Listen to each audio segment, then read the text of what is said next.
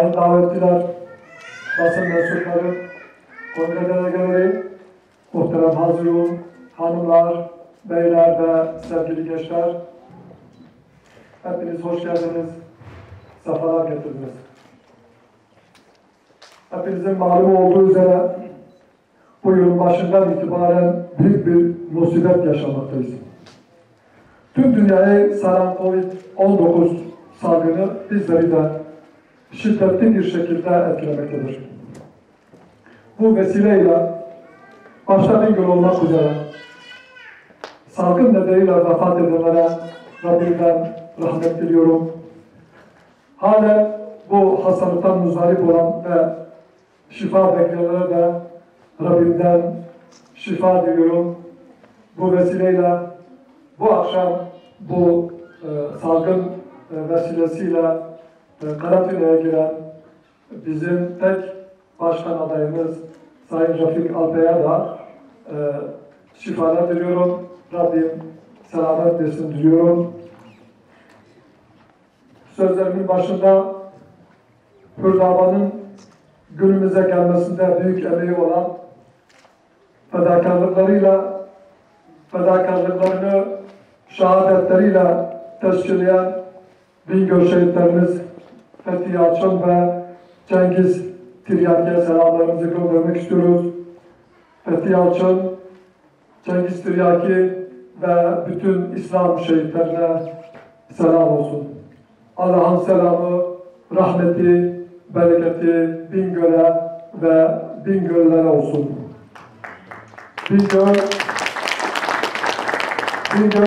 3. olan İl Kongremizin memleketimize, milletimize, partimize hayırlar getirmesini, ülkemiz ve milletimiz için hayırlı hizmetlere vesile olmasını Cenab-ı Allah'tan niyaz ediyorum. Saygıdeğer Bingöller, kıymetli dava arkadaşlarım, dürüst siyaset, gerçek adalet diyerek yola koymuştuk. Önce insan, öncelik adalet diyerek yolumuza devam ediyoruz. Neden önce insan ve neden öncelik adalet? İnsan eşref-i mahlukat olarak, yani yaratılmışların en faziletlisi olarak yaratılmıştır. Bu nedenle sadece insan olmak, saygı ve hürmet görmek için yeterli bir sebeptir. İnsan olmak tek başına bazı haklara sahip olmayı gerektirir. Aynı zamanda insan olmak sorumluluk almayı da gerektirir. İşlerin düzenlenmesi ve planlanmasında merkeze insan alınacaksa yapılacak işler ona göre şekillenecek. Sermaye ve sermaye sahipleri merkeze alınacaksa sistem ona göre ayarlanacaktır. Aynı zamanda insanın maddi ihtiyaçlarını merkeze alan bir düşünce ve ideoloji sahipleri de yasal düzenlemelerini, faaliyetlerini ona göre şekillendireceklerdir. Bugün dünyaya hakim olan ideoloji ve sistemler merkezlerine aldıkları konulara göre şekillenmektedir. Dünyaya hakim sistemlerin merkezinde insan olmadığı için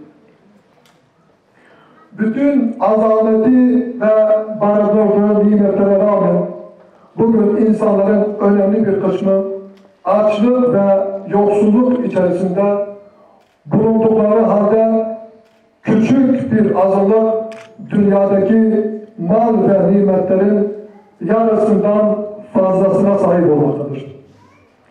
Dünyanın barındırdığı yeraltı ve yerüstü nimetleri şu anki dünya nüfusunun birkaç katına yetecek miktarda olmasına rağmen bugün insanlık açlık, yoksulluk, savaş ve zulümler nedeniyle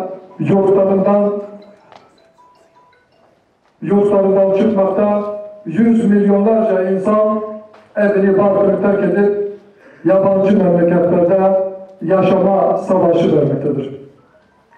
İnsan ve adalet merkezi bir sistem olmadığı için elindeki gücü ve sermayeyi diğer insanları köleleştirmek amacıyla kullanan bir avuç insan bitmek tükenmez arzu ve ihtirasları nedeniyle huzur ve güvenlik içinde yaşanacak cennet misal dünyayı cehenneme dönüştürmektedir.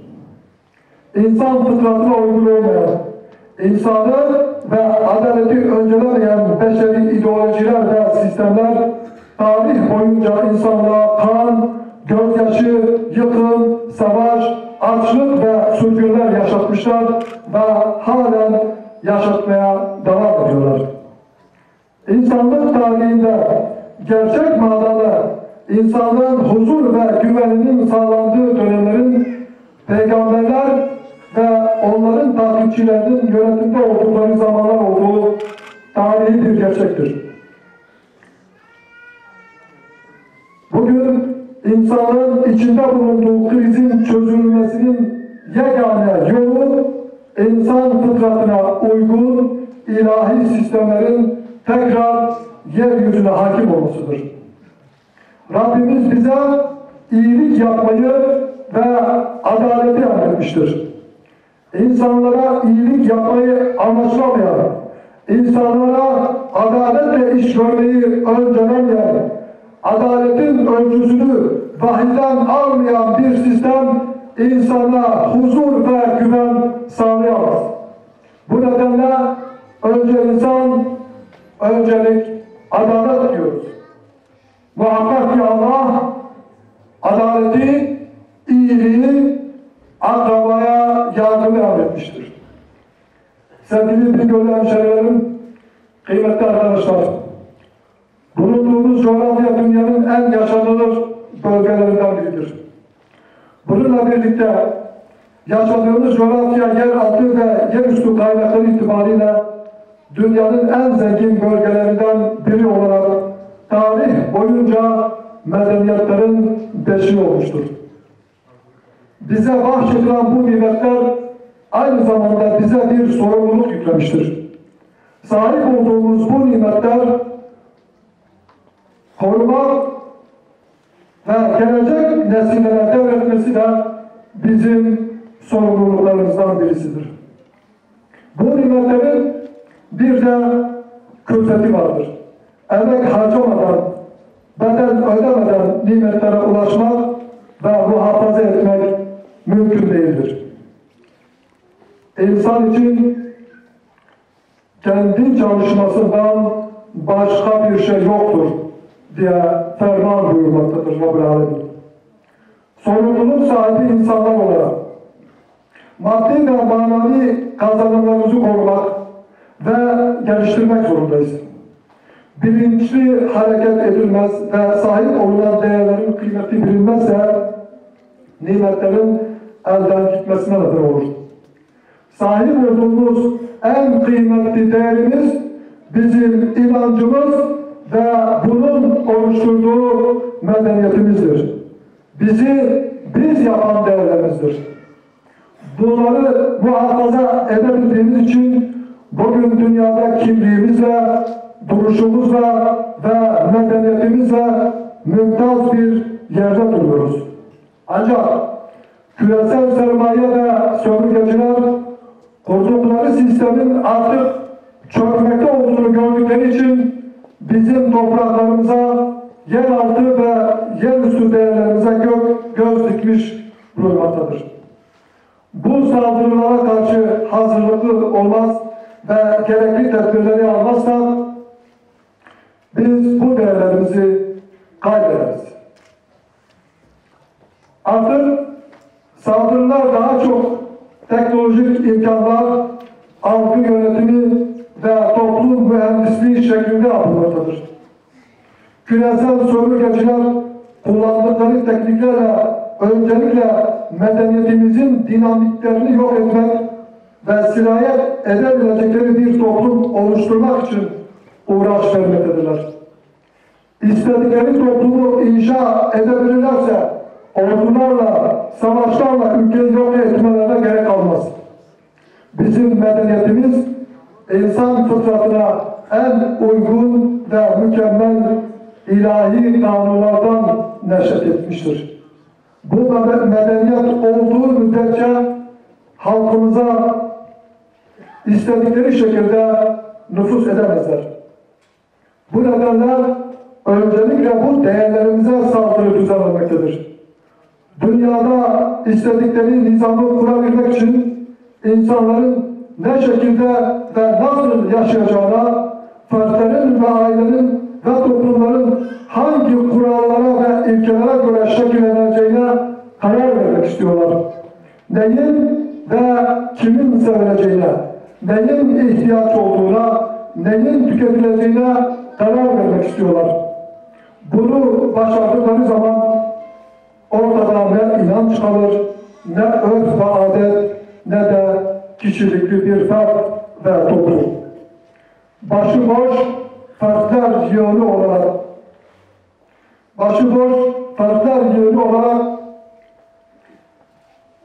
bir toplum inşa etmek istiyorlar. Bunu yapabilirlerse tüm evlere ve toplumlara istedikleri şekilde etki edebileceklerdir. Küresel emperyalizmin en büyük hedefleri İslam coğrafyalarıdır. Müslümanların inançlarından ve medeniyetlerinden koparmak, Müslümanları inançlarından ve medeniyetlerinden koparmak için onlarca yıldır değişik oyunlar ve tuzaklar kurmaktadırlar. Maalesef bu konuda icra sahiplerinin bu tehlikelere karşı ciddi bir tedbir almadıklarını görüyoruz. Bugün tedbir alınmazsa yarın geç olabilir. Çocuklarımızı ve geleceğimizi kaybederiz. Toplumu dışarıdan gelen tehlikelere karşı koruyan en sağlam kale aile kurumudur. Bu kaleyi yıkmak için İstanbul Sözleşmesi ve benzer yasaları halkımıza dayatarak aileyi işlevsiz hale getirip aile fertlerini başıboş yollar haline getirmek istiyorlar. Çünkü aile zırhı olmazsa ev içerisinde kadın da, erkek de, çocuk da korunmasız ve savunmasız kalacaktır.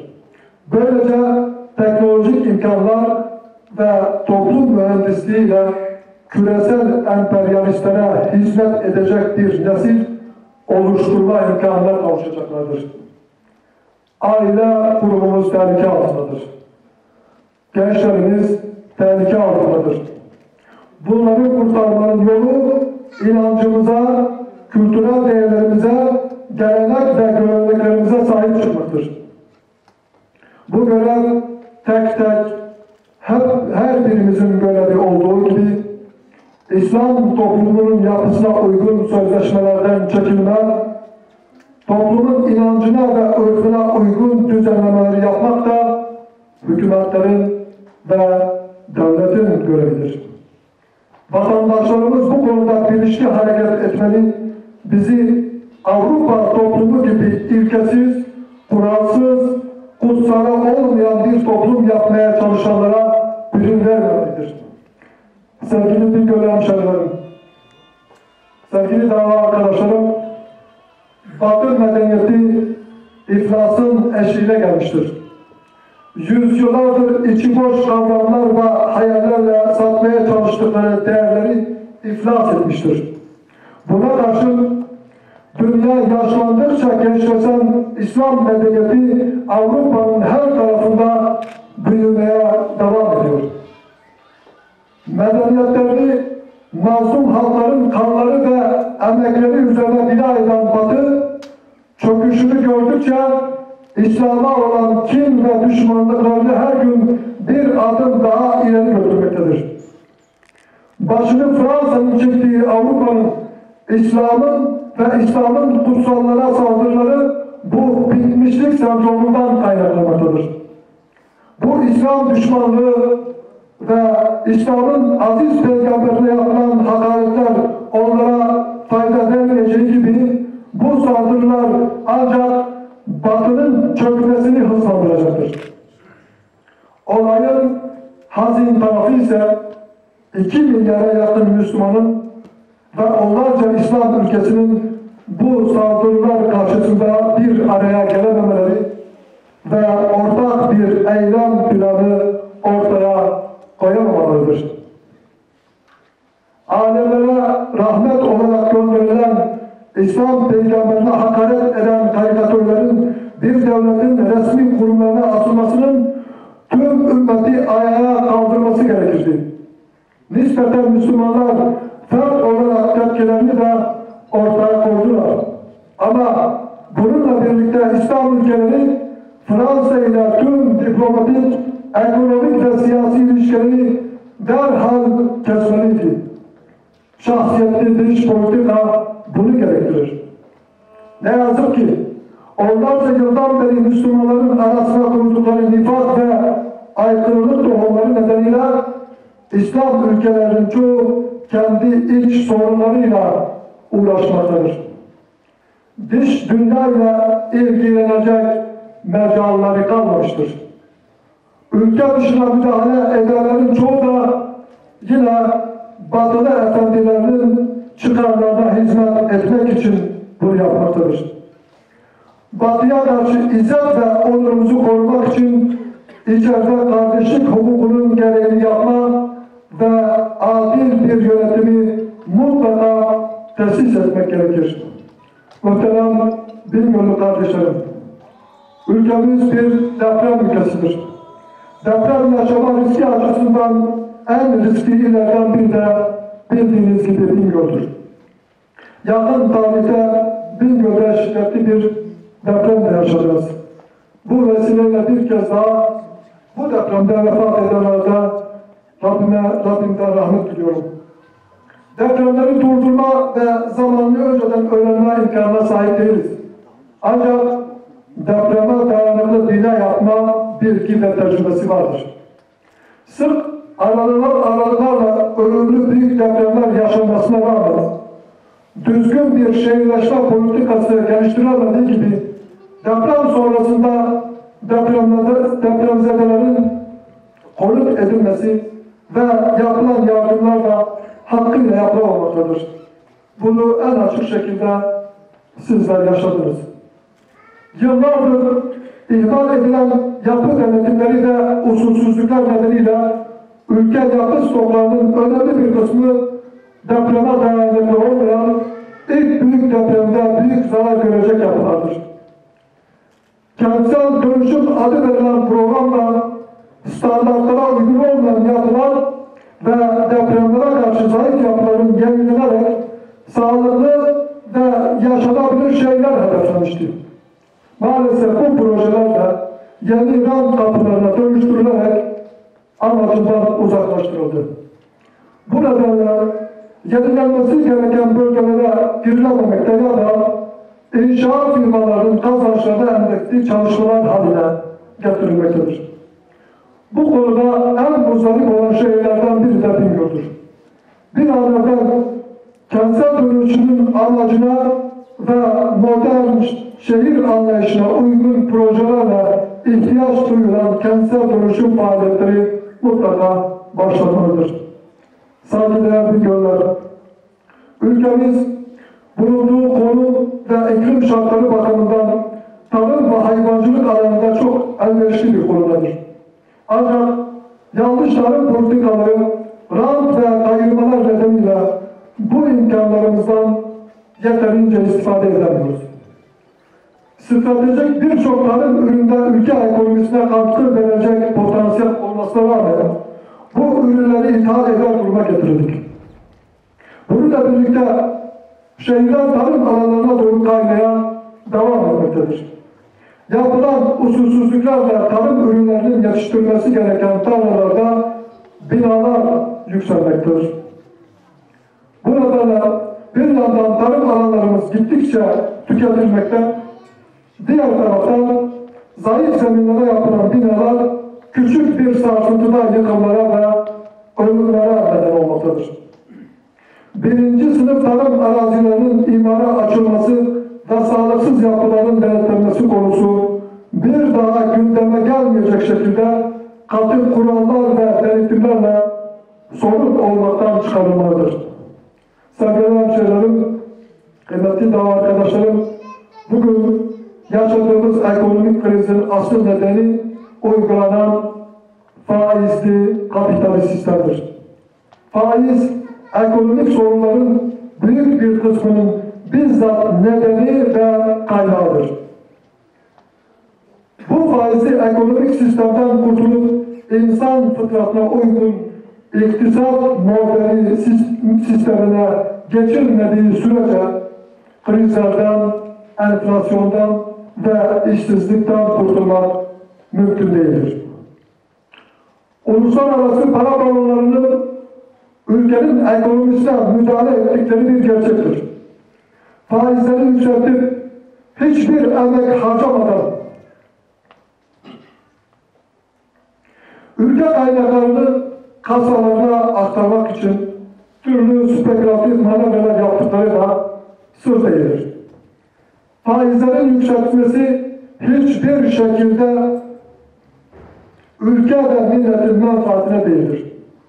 Milyonların emeğinin ve ekmeğinin bir avuç para barolarına aktarılmasıdır. Hiçbir suretle küresel sermayenin yaptıkları manevralara boyun eğilmemelidir. Aksine faiz, ülke ekonomisinin literatüründen tamamen çıkarılmalıdır. Saygıdeğer Bingöl'lüler, ülke uzun bir müddettir genel bir işsizlik ve yoksulluk sorunuyla karşı karşıyadır. Ama işsizliğin ve yoksulluğun en fazla hissedildiği bölge Doğu ve Güneydoğu bölgeleridir.